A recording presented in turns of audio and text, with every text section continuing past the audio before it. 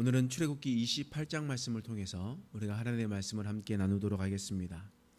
우리가 읽은 이 본문은 하나님께서 제사장이 어떤 옷을 입고 하나님 앞에 사역을 해야 되는지를 하나님께서 분명하게 상세하게 말씀하고 있습니다.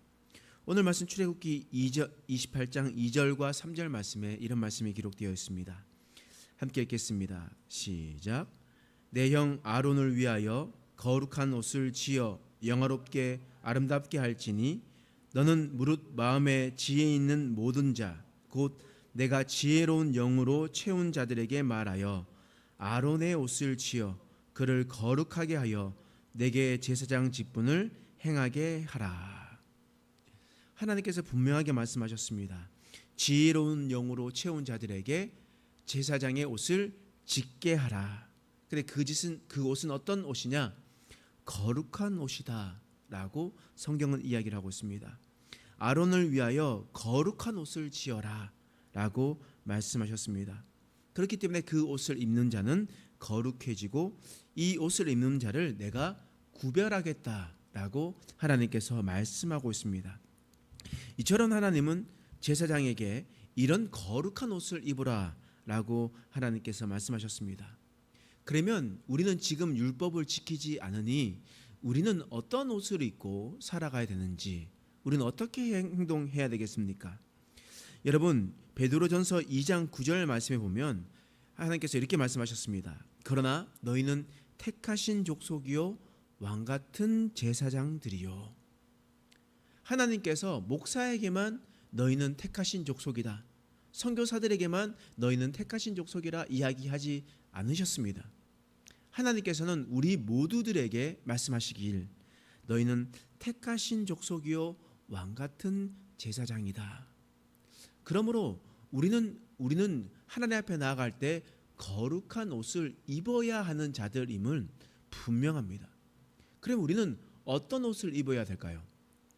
갈라디아서에서는 바울 사도는 이렇게 얘기합니다.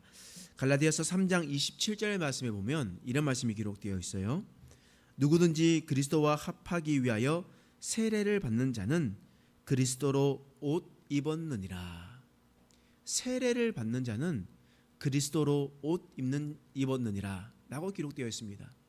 이 말씀은 세례를 받아야 옷을 입는다라는 것이 아니라, 여러분, 세례라는 것이 어떤 의미겠습니까? 세례라는 것은 예수님을 나의 구원자라고 고백하는 겁니다. 그러한 자들에게만 세례를 줄 수가 있는 겁니다. 그러므로 우리는 어떻게 생각해야 되냐? 예수님을 나의 구원자라고 고백하는 자는 곧 그리스도로 옷 입었다. 다시 말하면 하나님 앞에서 거룩하여지고 구원을 받았다라는 것을 우리는 볼 수가 있습니다. 그러므로 제사장이 거룩한 옷을 입어 그들 거룩하게 하여 하나님 앞에 나아갔던 것처럼 우리도 왕같은 제사장으로서 예수 그리스도의 옷을 입는 자들이 되길 간절히 소망합니다. 그래서 예수 그리스도의 옷을 입었을 때 우리는 주님 앞에 나아갈 수가 있습니다. 또한 그 거룩한 것뿐만 아니라 이 대제사장이 하나님 앞에 나아갈 때, 또 하나님 앞에 뜻을 물을 때 하나님께서 해야 할 일을 말씀해 주셨습니다. 대제사장 의복 가운데는 특별한 것이 있는데요, 그것이 바로 판결 흉패입니다. 하나님께서 대제사장의 겉옷 바깥 부분에, 가슴 부분에 판결할 수 있는 흉패를 달아라고 했었습니다. 29절 말씀입니다. 읽겠습니다. 시작. 아론이 성소에 들어갈 때에는 이스라엘 아들들의 이름이 기록한 이 판결 흉패를 가슴에 붙여 여호와 앞에 영원한 기념을 삼을 것이니라. 판결 흉패는 가슴에 붙이는 겁니다. 그것이 어떻게 생겼냐? 우리 28장 21절에서 22절 말씀에 함께 읽어보겠습니다. 시작. 이 보석들은 이스라엘 아들들의 이름대로 12이라. 보석마다 12지파의 한 이름씩 도장을 새기는 법으로 새기고 순금으로 노끈처럼 따은 사슬을 흉패 위에 붙이고. 가슴에 무엇을 두냐면 12개의 보석을 답니다. 12개의 보석에 누구의 이름을 써요? 12지파 이름을 씁니다. 이스라엘의 야곱의 12아들의 이름을 쓰게 되어 있습니다. 그리고 난 다음에 그 안에 무엇을 넣냐? 우리의 그 안에 판결할 수 있는 것을 넣는 거예요. 29절과 30절 말씀 읽겠습니다. 시작. 너는 우림과 둠밈을 판결 흉패 안에 넣어 아론이 여호와 앞에 들어갈 때에 그의 가슴이 붙이게 하라. 아론은 여호와 앞에서 이스라엘 자손의 흉패를 항상 그의 가슴에 붙일지니라. 지금 그 안에 뭐냐면 돌을 2개를 넣는데요. 그 돌의 이름이 바로 우림과 둠밈입니다. 판결 흉패는 가슴에 붙이는 것이고, 판결 흉패 앞에 보석이 12개가 박혀 있고 그 안에 주머니가 있는데 그 주머니 안에 바로 우림과 둠밈을 넣는 거예요. 우림이라는 것은 빛이라는 뜻이고 둠밈이라는 것은 완전이라는 뜻입니다. 빛으로 나타내고 완전하다. 하나님께서는 빛으로 나타나 보이시고 그 뜻은 완전하다라는 이 뜻이 있습니다. 근데 이것을 어떻게 하나님의 뜻으로 알 수 있냐? 만약에 다윗이 왕으로 세울 때에 사무엘이 이새의 집에 가게 되잖아요. 그랬었을 때 하나님의 것을 흉패를 가지고 갑니다. 그랬었을 때 그 하나님 뜻을 묻게 되면 그 안에서 한 명씩 왔었을 때 가만히 있더니 다윗이 왔었을 때에 그 안에 있는 우림과 둠밈이 빛을 내게 됩니다. 그러니까 하나님께서 뜻을 물었었을 때 그 돌이 빛을 내게 되었었을 때 하나님께서는 이것을 하나님의 뜻으로 말씀하시는 거구나 라고 이야기를 하는 거예요. 또한 그렇지 않았을 때 다윗이 만약 전쟁을 하러 나갔었을 때 하나님, 내가 이 전쟁을 해야 될까요 말아야 될까요, 가야 될까요 말까요 라고 이야기했었을 때 그곳에 있었던 그 둘 중에 하나를, 완전한 우림과 둠밈을 하나를 뽑게 되면 둠밈을 뽑게 되면 하나님께서 이것을 원하시는 거구나 라는 것으로 하나님께서 응답하시는 겁니다. 그러니까 빛으로 응답하시는 것뿐만 아니라 또한 그것으로 나타내시는 거예요. 그렇기 때문에 하나님께서는 하나님께 나와서 여쭤볼 때 하나님께서는 우림과 둠밈으로 보여주셨다라는 겁니다. 하나님의 뜻을 나타내셨다라는 거예요. 그런데 사무엘상 28장 5절에서 6절 말씀에 보면 사울이 하나님 앞에 나아가서 여쭤도 하나님께서는 아무런 말씀을 하지 않으셨다라는 성경 말씀이 나옵니다. 그게 무엇이냐면 제가 읽어드리겠습니다. 사울이 블레셋 사람의 군대를 보고 두려워서 그 마음이 크게 떨린지라. 사울이 여호와께 묻자오되 여호와께서 꿈으로도 우림으로도 선지자로도 그에게 대답하지 아니하심으로.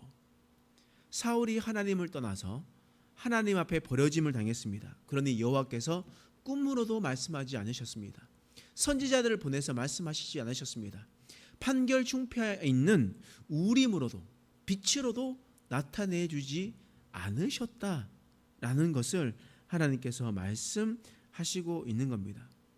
그렇기 때문에 우리는 우림과 둠밈을 두는 이유가 바로 하나님의 뜻을 아는 겁니다. 하나님의 뜻을 아는 겁니다.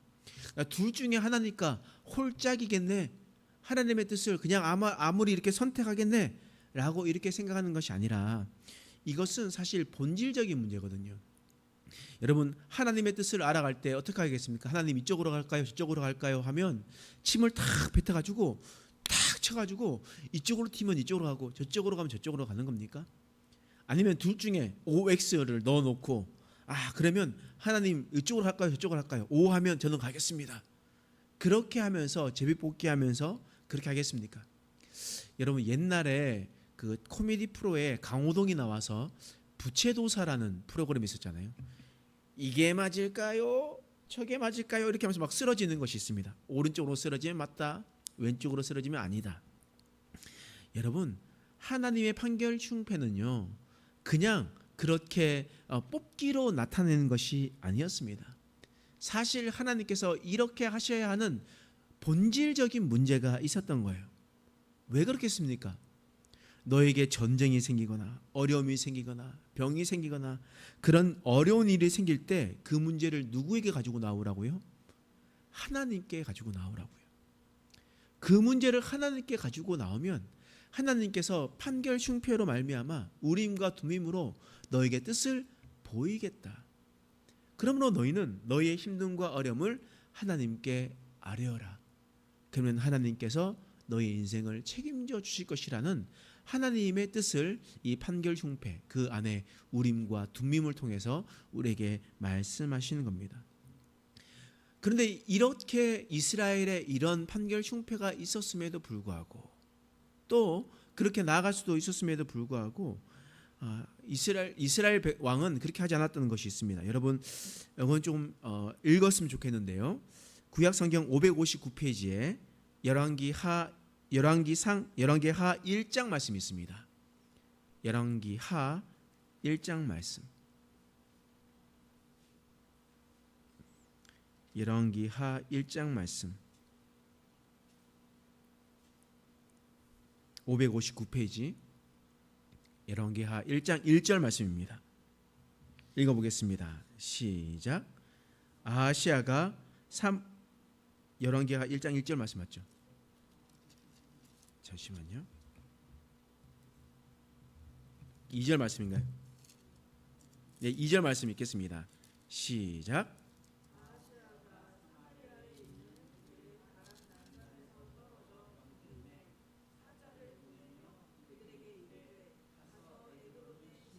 바알세붑에게 이 병이 낫겠나 물어보라 하니라. 아하시아는 이스라엘의 왕이었습니다. 이스라엘 왕이 다락 난강에서 떨어져서 병이 들었습니다. 그래서 그것을 낫겠는지 안 낫겠는지 누구에게 물어보라고요? 에그론의 신 바알세붑에게 이 병이 낫겠나 안 낫겠나 물어보라고 했습니다. 그랬었을 때 하나님의 선지자 엘리야가 있었습니다. 엘리야가 3절 말씀에 이런 말씀을 하죠. 읽겠습니다. 시작. 여호와의 사자가 디세 사람 엘리야에게 이르되 너는 일어나 올라가서 사마리아 왕의 사자를 만나 그에게 이르기를 이스라엘에 하나님이 없어서 너희가 에그론의 신 바알세붑에게 물으러 가느냐. 이스라엘에는 하나님이 계시는데 여호와 하나님이 계시는데 왕이라는 사람이 여호와 하나님 앞에 나아가지 않고 바알세붑에게 나가고 있느냐라고 그렇게 이야기를 하고 있습니다. 하나님께서는 판결 흉패를 주신 이유가 하나님께 나오라고 말씀하셨는데 이스라엘 백성들은 하나님께 나오지 않는 모습을 볼 수가 있습니다. 여러분 이 시대도 마찬가지죠. 이 시대에도 하나님이 계십니다. 여러분 믿으시죠? 하나님이 우리와 늘 함께 하십니다. 그런데 우리는 하나님 앞에 나아가서 여쭙는 것이 아니라 다른 것에 가서 여쭈어 봅니다. 다른 것에 더 의지하고 다른 것에 더 찾아가는 우리들의 인생임을 우리는 볼 수가 있습니다. 그래서 우리는 어떠한 삶을 살아가야 되겠습니까? 여러분 오늘 말씀은 제사장의 거룩한 옷에 대해서 이야기했습니다. 그 거룩한 옷을 입어야 하나님 앞에 사역을 할 수 있다라고 하나님께서 말씀하셨습니다. 구약 시대는 그런 옷을 입었겠지만 지금은 이제 우리는 어떤 옷을 입어야 되겠습니까? 우리는 바로 그리스도의 옷을 입으며 살아가야 됩니다. 또한 대제사장에게 하나님의 뜻을 알기 위해서 판결 흉패를 주셨습니다. 그리고 그 안에 우림과 둠밈을 보여주게 되셨습니다. 그러나 이것은 본질적인 문제로 이 문제를 가지고 누구에게로 가지고 나가느냐. 하나님 앞에 그 모든 문제를 다 가지고 나와라. 너의 염려를 주님께 맡겨라. 그러면 하나님께서 너의 인생을 책임져 주실 것이다. 하나님께서 우리에게 이렇게 말씀하셨습니다. 이 말씀을 통해서 우리가 하나님의 뜻을 온전히 알아가는 저와 여러분 되시길 간절히 소망합니다. 기도하겠습니다. 하나님, 우리가 하나님 앞에 거룩함으로 나갈 수 있도록 도와주옵소서. 우리의 거룩함을 보장하시는 분은 오직 예수 그리스도십니다. 예수 십자가에 흘린 피로서 우리는 거룩해졌는지 한번 생각해 보게 하여 주시옵소서. 예수님만 나의 구원자라고 믿으며 살아가고 있는지 우리의 삶을 다시 한 번 더 돌이키게 하여 주시옵소서.